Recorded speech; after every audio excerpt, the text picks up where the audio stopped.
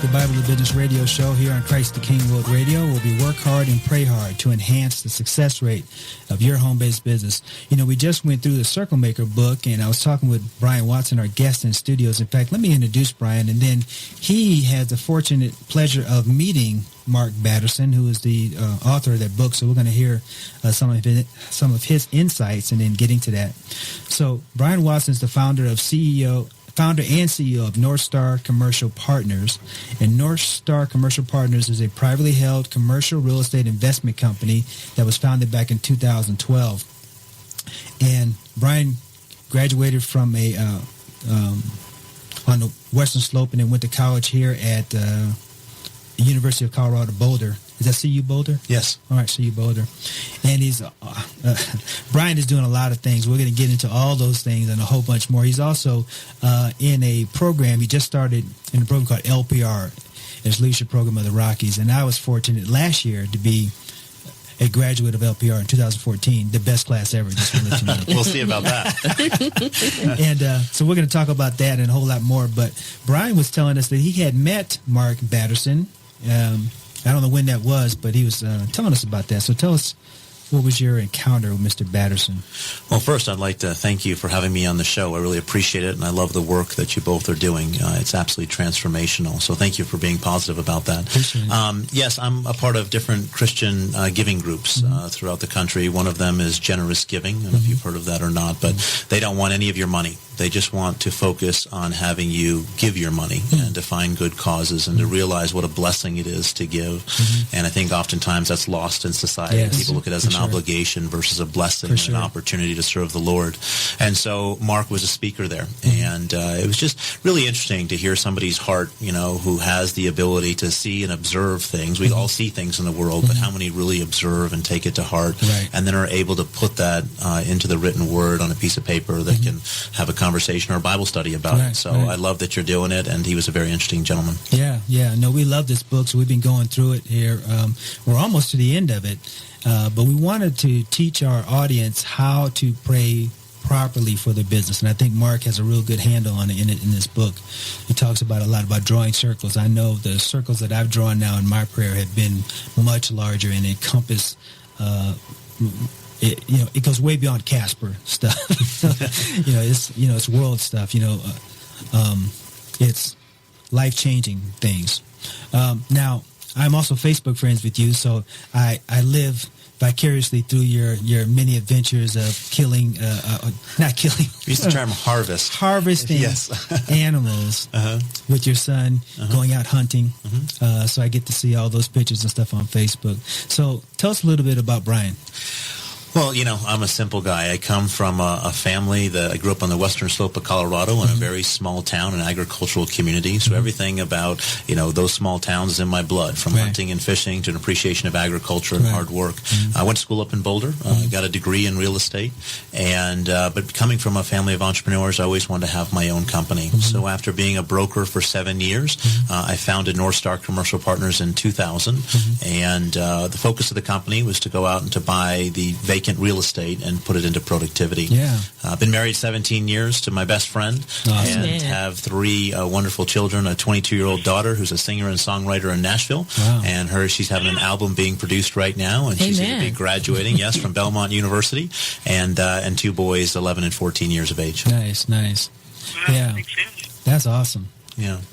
Now, I've been fortunate to be around several of the projects that you've been working on. I know one project in particular that we've been intimately involved with, and that's the Afrique Mall.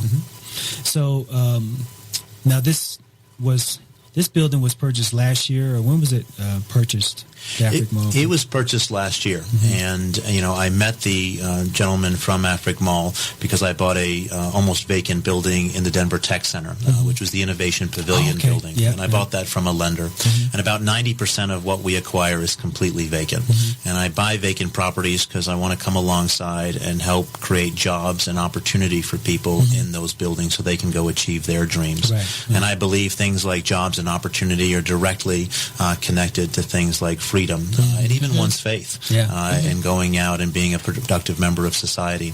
And so through that process, I met the gentleman from Afric Mall, and they shared with me that for 7 years they were looking for their own building, a building that these African immigrants could have a cultural center in, that they could have different food from throughout the African continent, and help promote entrepreneurship and jobs and opportunity within that context. And so we identified a building on East Colfax, frankly, in an area where a lot of real estate investors don't want to go because it's so economic challenge. They're running from it. But I like taking existing buildings and finding that diamond in the rough and making them better. So we bought that vacant building from a lender, and the lender wasn't going to do anything with it. And we funded it and are doing the build out right now. And it will be open probably within the next 45 to 60 days. And I can't wait to go in and to celebrate with the people. They're wonderful people. Because we did like was it called a groundbreaking, or it was a ceremony that we had several months ago, maybe 6 or so months ago. We were there for when you guys were knocking holes in the walls with the hammer. You don't get to knock holes in walls often. So, no, it was a wonderful opportunity. Well, it's going to be exciting to be at that facility. In fact, we want to hold some of our events in the future at that facility, so we're excited to be able to do that. Well, it's interesting to me. My grandparents were immigrants to this country, and you think about people who come to this country, and they leave their families, and they come in search of the American dream and opportunity, and the risks that they take for that. And I think that, we are this great melting pot, and that's what's so wonderful about America. Sadly, there's some out there who are always trying to divide people, whether based on your sex or your race or your economic background, whatever it is. And our goal is to help unite. And regardless of the color of one's skin, regardless of their background, everybody wants an opportunity, an opportunity to go out and create something for themselves and their family. And if I decided a long time ago, you talk about the power of prayer. My prayer is to the Lord, your will, not mine. And as we all know, that's a powerful prayer, and it's a really risky prayer because the Lord may just answer it. And I say to the Lord, I said, look, at the end of the day, if you want to take me down a dirty, dusty, missionary trail, or you want to take me into the, boardroom of some corporation, your will, not mine. And the Lord has given me a wonderful opportunity to be a point of light in areas with investors and with corporations that might not normally see that point of light. And to also come alongside people and just to be a blessing to them and to help them. And, I learned so much for it, and we have such a rich, wonderful relationships, and it's exciting to see that impact in society. Now, I know that you just are in the 2015 LPR class, the Leadership Program of the Rockies. I went through the program last year. It was a phenomenal program. In fact, I think I first met you at the event down at the Broadmoor. I was down there with Derek and gang down at the Broadmoor. And then we kind of went to some other events and stuff that you were a part of, that you sponsored, and just different events that we seen each other in. And did you get my advice on Facebook about... because you're running for president of the 2015 class. Yes, I did get that on Facebook, and I appreciate it. I'm a big believer in learning from others. And frankly, I'll travel around the country just to sit with someone to learn their golden nuggets of wisdom. And to me, whether it's somebody who's, whatever stage of life, even a cab driver, someone who's hoping to clean an office building, or a CEO, or anyone in between, there's that golden nugget of wisdom that you can learn from each person. And so I appreciate that. And yes, I am running for president. We announced it this weekend for president of LPR, and it's just a fantastic program. I'm excited to be a part of it. It is. Now, we raised a lot of money, so you guys have a high bar to try to to reach, because we raised over $100,000 for our class. Well, I thought today I was going to be collecting a check from you. Isn't that you're making a big donation today, weren't you? That's the wrong show. That's the wrong show. That's a few doors down. You're in the wrong studio. In fact, this interview is now over. Thinking he was going to... Yeah. We thought it was the other way around. Anyway, no, so it's an awesome program, and you're going to have a lot of fun. But you were familiar with LPR. See, I had no idea of what it was all about until I was in it. But you were kind of in and around it and stuff. So yeah, I've been a supporter for years. I've even hosted their Christmas party at my home, Right. been a part of the retreat, and just love the principles. A lot of people thought I'd already been through it. Right.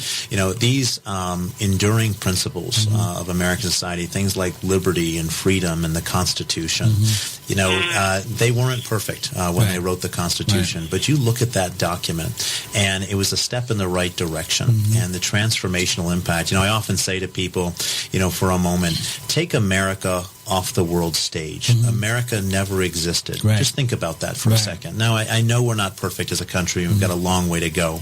But you look at what our country has helped to contribute to the world scene. This idea of, honoring women and empowering them with voting, whether it be race relations and those type of things. Again, not perfect. Right. But I've traveled a good part of the world, and I try to tell people that we have won the historical and locational lottery of all time to live where and when and how we do. Amen. And if we take it for granted, it will be taken away from us. And again, we got a long ways to go to work together, to have healing and to join hands together. But at the end of the day, I think that it's within our grasp to make a positive impact. And I think one that's rewarding to the Lord at the end of the day. Yeah. I get extremely frustrated, and because we've had these conversations about there are powers that be out there that tell individuals that they have to rely on the government for everything. You can't do it on your own. And I'm not saying that we should try to do it on our own. We're going to have a team and all these other things, but we can do incredible things as we work together with other people, with like-minded people headed toward a common goal. Yeah. We recently hosted the Reverend C.L. Bryant at my home, and, his film Runaway Slave. I don't know if you've seen that or not, but, he has a very interesting message. And, I believe that the empowerment of the individual and the freedom for them to pursue their dreams. Now, I didn't say pursue my dreams or pursue a government's dreams, but to pursue their dreams, whatever that looks like for them. Yeah. That's what we should be in the business of doing. And I do believe that it could be transformational. And even within the Christian community, sadly, Christians were sometimes known more of what we're against than what we're for. Right. And I want to be one of those Christians that's known for their love and their service to their fellow human being to make a positive impact. Amen. Amen. Well, we are just getting started with Brian Watson. He is an awesome guy, and he's doing awesome things in the community. You're listening to Bible the Business Radio Show here on Christ the King World Radio. That's ctkradio.org.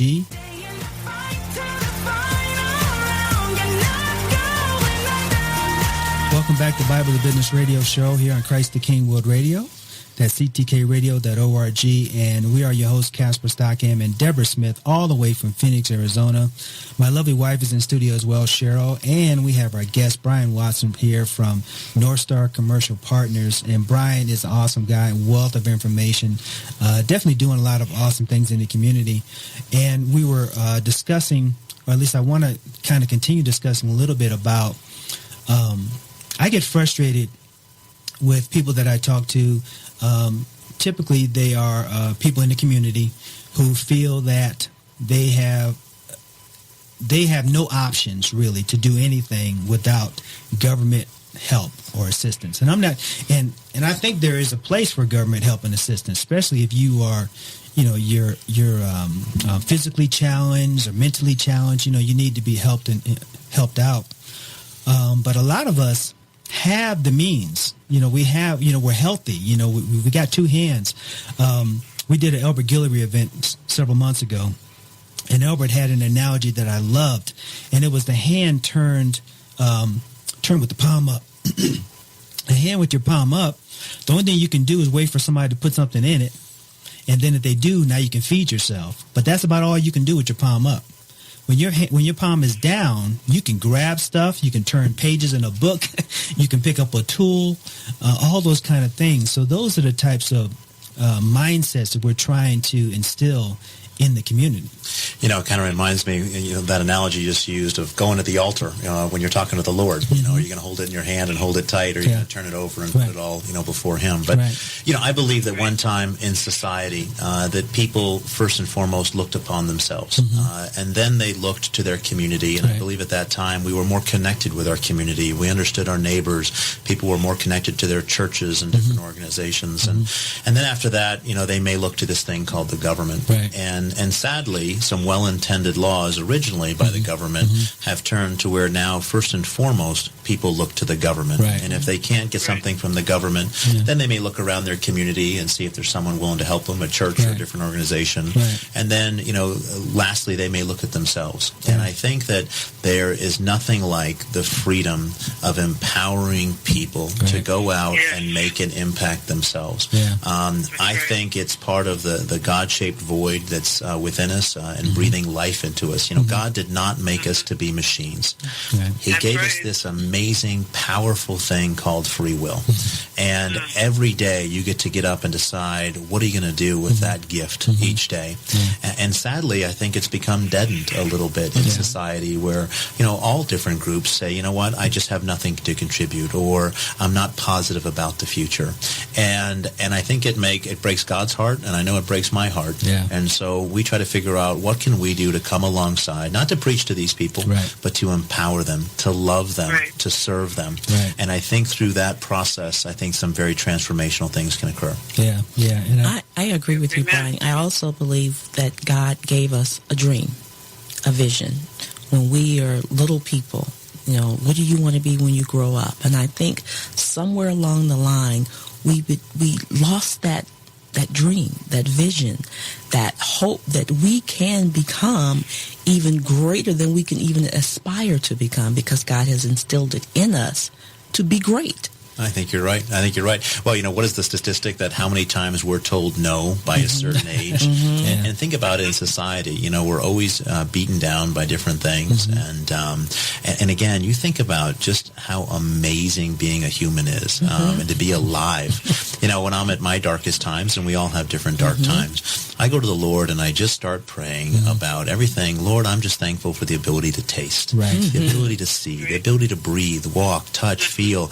And you start adding up all the things that you're thankful for that you have. It kind of puts your problem into perspective. I'm not saying your problem's not important. Absolutely. Your problem is there, and you're in the valley for a reason, to have empathy and understanding and growth. But to really understand just how blessed you are to be alive. I know and I think one of the things that when we're helping other people, if we remember that if we give them a fish, they eat for the day, but if we teach them the fish, they eat for a lifetime. So and true. We really want to have lifetime impact on people that we're working with. Amen. Amen. I know yesterday at church, our pastor preached a sermon, and one of the things that stuck out in that sermon to me was the phrase, when you are... and I'm probably going to mess this up a little bit, but basically it was saying, when you are having difficulty and you're thinking a certain way, do the opposite. So it's like if you are getting into an argument with your spouse and you're thinking that you want to continue that argument, stop and hug her and kiss her instead. To do the opposite of what you're doing, because that's going to, it's going to put you in a better place. The people in the community, they are being told that they need, they cannot get out of that community. You have to stay here. You have to suffer with, whatever the condition it is. Just do the opposite. Say, no, I don't. Find something, fix it, paint it, wash it up, clean it up, and sell it. And then find something that just keep going in that direction as opposed to the other direction. Well, you bring up a really good point. Oftentimes there's people in society who say, the Bible was just written by some people, and there's no such thing as God, and all these other things. And I say to them, have you actually read the Word? Right. Because when you read the Word, there's things in there. Those are not, normal human responses. Right. Those are not normal human thoughts. Right. These are counter to what we are. And I love that idea of saying, seek the Lord's will at the end of the day. And I think that if you get up every day and you figure out, how can I bless just one life? Or how can I make the world better in just one little way? Right.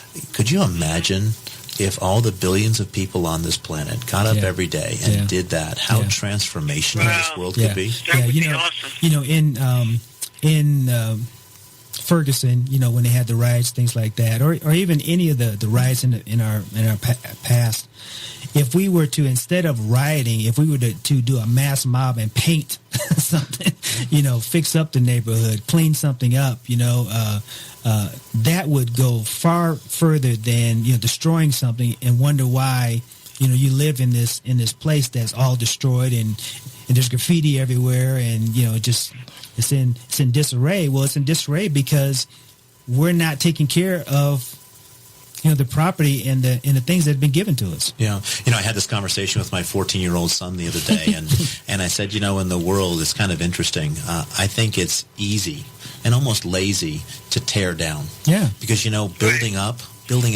that takes a lot of energy. That takes a lot of thought. That takes a lot of work, and it's harder. It is harder. Anybody can tear down. And whether you're talking to somebody and the words that you use, either any of us could use words that tear down. Yeah. But to build somebody up, to love them, that's really where it becomes transformational. Yeah. Whether that be in a physical thing of a building or actually in your interactions with an individual, I just think it's so important to be a builder versus a destroyer. Absolutely. My favorite Disney movie is the name of it is Robots, and it's about Mr. Bigwell. And Mr. Bigwell's motto is find a need, fill a need. And it makes me think of several years ago when I had the opportunity to travel to Zambia. And when you get to Zambia, it's a totally different world. They are now an independent country, but at one point they were ruled by the British. And so it's like when the British pulled out, Zambia's time stood still. Nothing happened. But it's interesting to see that the people have such an entrepreneurial spirit. Everywhere you go, somebody, because there's no welfare. There is no government to help them. There's no Walmart. There's no Dollar Tree. There's nothing. And even when you go to the grocery store, I remember looking at their produce.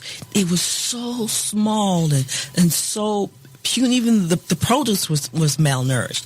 But the people had a spirit that no matter what, they were entrepreneurs. They were looking. They would find things to produce, to make, to create, to rejuvenate, to sell. They found a need. They found a way to fill it with whatever they had. And they have so much less than what we have. But their spirit is so much bigger than ours. You know, I've been to Africa several times, and my heart calls out to Africa. I mean, I just love it there. It's such an amazing, amazing place. And I would say, not to make a broad generalization, but I would say a lot of the people are that way. And we had this discussion the other day, actually, in LPR, and this idea that, you know, the international funds and donations and everything that we've put, you know, into places like that, do they do more harm or more good? And, you know, the best thing that we could be doing is to instill an appreciation of entrepreneurship and property rights. You know, a lot of these people are held back by their governments that take from them.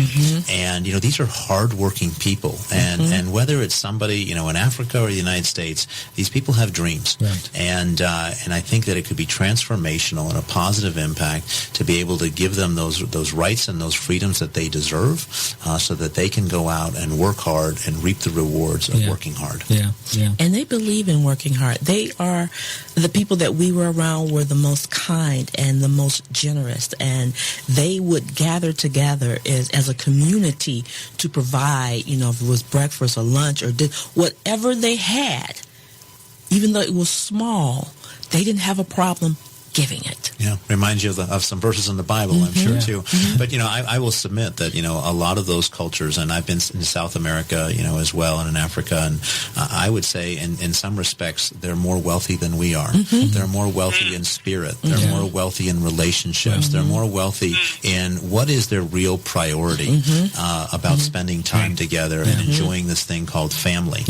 For us, sometimes in America, family is looked at as an obligation versus a blessing and an opportunity to get together, and how we could learn so much from those individuals. Yeah. Well, I know when they go to church, it's for real. I mean, Oh my goodness. yeah, and their faith and their belief in healing and things like that is 100-fold, what we have, because they don't have anything else. They don't have the medicine. They have to have that faith in order for them to survive. Well, you bring up a really good point, is that I think sometimes in American society people read the Bible and say, oh, isn't that interesting, these healing that occur. In these other countries, they believe in the battle of good and evil every single day.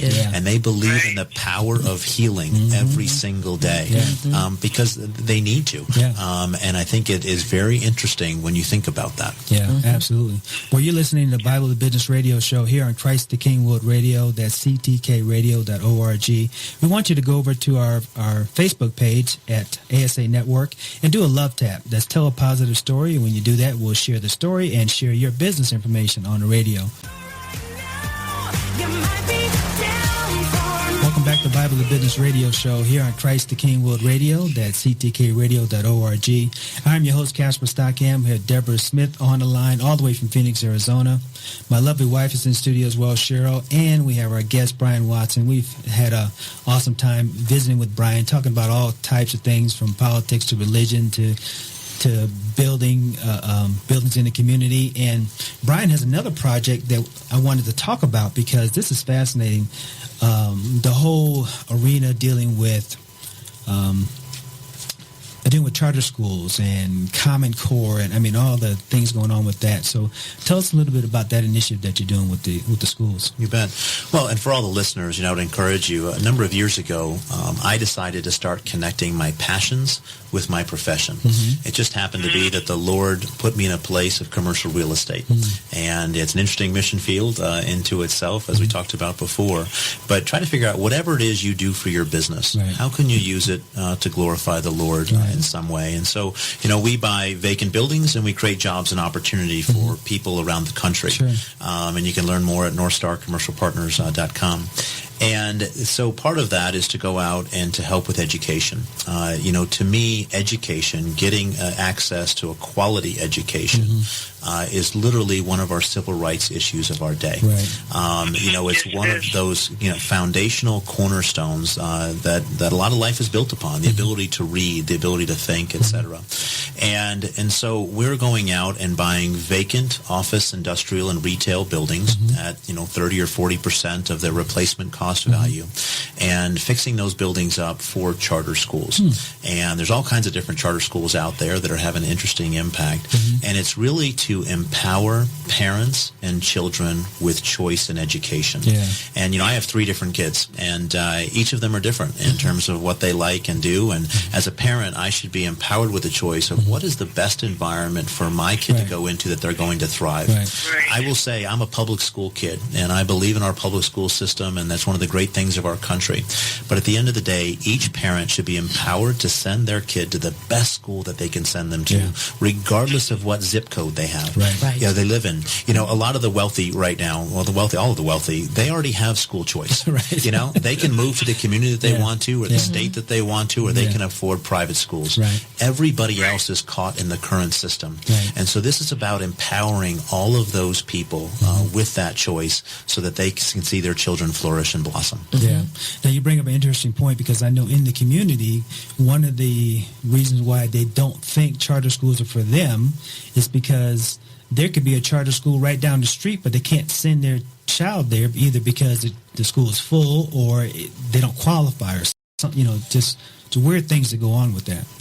Well, and that's the thing. Right now in Colorado, about 11% of the population are for charter schools. And so I'm working with 10 charter schools right now. One of these schools is in Montbello. And sadly, every single public school in and around this area in Montbello has an F rating. So if you live near this school, you're sending your child to an F-rated school. Now, your child may or may not thrive in there, but the odds are not in their favor. And so this charter school, we're buying a vacant 60,000 square foot office building, and there's a charter school called Academy 360 that will be going into this building. It's already in the community, and it will be flourishing. And a lot of these schools we're working with are groups that are coming out of a church basement or a free office space somewhere, need to get to the next step, but aren't yet able to go out and afford a building. Yeah. Because we buy buildings where we do, that means there's going to be more money in the classroom for students and for teachers where it should be. Right. And we're also going to take profits from the fund and give away to scholarships for kids to go for vocational training or to go to the school that they want, or even colleges, for teacher and administration training, and to really plant seeds that will reap fruit for many years to come. Yeah. And so we're excited about it, and we think that it'll be very transformational on a positive level. And whether someone wants to send their kid or not to a charter school, at least give them the choice and the opportunity to be able to do it. Yeah, and another challenge with the people in the community is they don't have the transportation that it needs to get to these schools. So putting the schools in the community helps them with that, because in some areas they could walk to school. Absolutely. Yeah. And we're going to be putting them right in the heart of those communities where it's easier access. And, again, these are going to be vacant buildings that we're going to help to transform and to see kids' dreams come alive. And so we're just focused on Colorado right now. We may look at, other opportunities around the country. But really, education is the great empowerment tool to let people achieve their dreams, create their businesses, and create that ripple effect. Yeah. If you don't have an education, the ability just to read, the ability just to write and to understand math and financial concepts, you will be at a disadvantage in society. But if you have education, you can compete head-to-head with anyone, regardless of your background, regardless of your skin color. It does not matter. There you go. And speaking of... Brian, do you find that when you're taking a building and you're transforming that building and taking it up to the next level, that sometimes that causes other buildings in that community to start stepping up and being a little bit more aesthetic and making the neighborhood look better? Absolutely. And it is that planting of a seed that has a ripple effect. And it's a great point, that you have. We go into the community, we fix it up, and hopefully others will take heed as well. And my company, Northstar Commercial Partners, we go out and do service projects as well, planting trees and fixing up properties. You can learn a lot about our initiatives at brianwatson.us, and on there all of our different initiatives that we have within the community, and also information on my foundation where we take and invest in the community and try to create a positive impact as well. So that was Brian. Wow, what a great ministry. That's awesome. So that's brianwatson.us. brianwatson.us, and all of our things, and you can send me an email from there and see everything from the Opportunity Coalition to the Education Fund to Northstar. Yeah. In fact, I want to get to the Opportunity Coalition, and it seems like we had plenty of time, and now we're running out of time, so there's a lot of stuff I want to talk about. But just finishing up with the charter schools, and I had a thought, doggone it, you know what? Let's go to the Opportunity Coalition, because I had a thought on the schools, but I don't remember what it was now. So I've been to some of the Opportunity Coalition meetings that are done here locally in the Colorado area at the Innovation Pavilion. So tell us a little bit about the Opportunity Coalition. You bet. So the Opportunity Coalition is a nonprofit that I founded a little over a year ago, and I was just blessed with meeting a lot of people and going back to those golden nuggets of wisdom that you can learn to promote your business or life. And so we bring in a speaker once a month, someone of influence, whether it be politics or academics or philanthropy, business, and they just share their golden nuggets of wisdom. And all those videos can be found on our website at opportunitycoalition.com. And my hope is that people can learn and say, okay, how does that apply to my life, and what can I do with that? In addition, I do twice a week have a podcast, and you can get those for free on iTunes, or you can go to the Opportunity Coalition website as well. And in 30 minutes or less, I interview people from around the world, people with just phenomenal stories. One of the most recent people that I interviewed was the CEO of ARC Thrift Stores, and you think about the positive impact that ARC has with mentally challenged people in our community. It's absolutely amazing. Todd Harper, who's head of Generous Giving, and the idea of giving and the blessing of giving in America from a Christian perspective. Yeah. So in 30 minutes or less on your way to work, you can listen to these great interviews, and we hope that it'll be transformational and similar to what you're doing here. Yeah. Putting out a positive, good word that will hopefully have that lasting impact for many people. And so we feel blessed by the organization and would love people to attend if they're in town, or you can attend by looking on the website. Yeah. Now, those it's normally on a Thursday night, but I think you changed the night to Wednesday now, or? Well, usually it's on a Thursday, but we have to sometimes accommodate the speakers and what their needs are. We just most recently had the head of the Cardinal Bankers Association and all these different heads of banks, because the access to capital for businesses and everything since the great crash is very important. Next month, we have Jake Jabs, who's the founder of American Furniture Warehouse. I'll be at that one for sure. We probably all have a piece of his furniture somewhere in our house. And then we have Linda Childers in January, who's head of the Daniels Foundation, which just has a tremendous impact of giving scholarships. And they also have the Young Americans Bank, which teaches young kids about financial literacy. So really some positive things, and I encourage people to go to theopportunitycoalition.com to look at it. Absolutely. Wow. Man, you got a lot of stuff going. I thought I was busy. Brian's busy. Yes, he is. Well, you know what? The old saying, if you want something done, give it to a busy person. But, we're all busy. But, I'm blessed with a phenomenal team and support group. And so, we're trying just to do our part where we can in a few different areas and want to have that impact. My parents told me a long time ago, Brian, you're blessed if you impact one life for the better. If you impact more, great, but focus on the one. And so every day we get up and we focus on the one. And if it has a ripple effect with others, then so be it. And obviously your show is having that similar impact. And who knows who you're having an impact on today. Right. I wanted to ask you about Common Core when it came to the charter schools, because there are powers that be that believe Common Core is the best thing to ever happen to our school system. I am not one of those individuals, so I was wondering if you had any thoughts on Common Core. You bet. Well, I don't believe it's the role of our government to force feed what we should be teaching our kids and not. I do believe that we should have some type of measuring standard. So we say, okay, how are we doing in this state or this county or this school versus another? Again, it goes back to transparency for empowering parents to say, okay, what are the statistics of this school? Are they teaching our children the basics of, math and reading and all those wonderful things, those basic principles?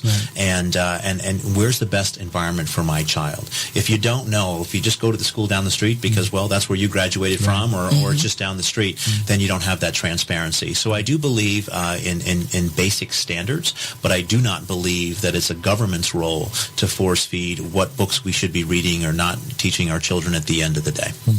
Wow. Man, it's like drinking from a fire hose, listening to all the stuff Brian's got going on. I love it. Okay, so tell us in the last few minutes we have here, you mentioned I put my glasses on, I can't read anything. Northstar Commercial Partners. They can go to northstarcp.com to get information on that. Right. Well, the best place to go is just brianwatson.us. Okay. And there, under organizations, are every one of our initiatives from the Foundation to Northstar to the Opportunity Coalition to the Education Fund. Oh, perfect. And they can just go from there and see. They can also send me an email personally. We're always looking for opportunities of how to come alongside people and try to create a blessing.